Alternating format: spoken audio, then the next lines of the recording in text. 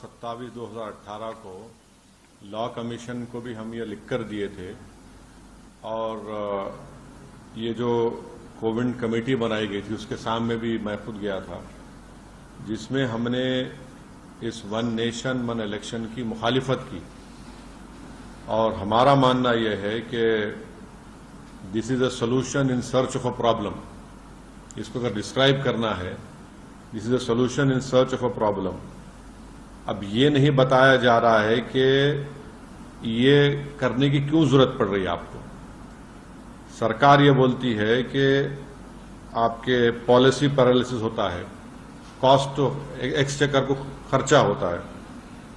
पहले तो यह है कि मॉडल कोड ऑफ कंडक्ट किसी पॉलिसी मेकिंग को जो डेवलपमेंटल है और रूटीन इन नेचर है उसको रोकता नहीं है,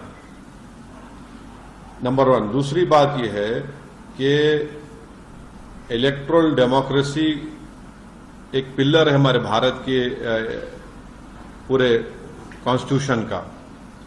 अब ये वीक कंसिडरेशंस पर अगर सरकार, मोदी सरकार ये कह रही है कि हमको एक पूरे इलेक्शन एक साथ करा देंगे हम, एडमिनिस्ट्रेटिव कन्वीनियंस, इकोनॉमिक वायबिलिटी, तो अगर कॉन्स्टिट्यूशनल रिक्वायरमेंट्स अगर फाइनेंशियल और एडमिनिस्ट्रेटिव कंसिडरेशंस पे होगा तो ये तो अलग कॉन्सिक्वेंसेस होंगे, इसके एब्सर्ड कॉन्सिक्वेंसेस होंगे।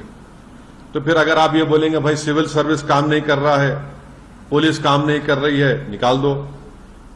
जुडिशरी में बहुत से केसेस पेंडिंग है, जुडिशरी को बंद कर दो।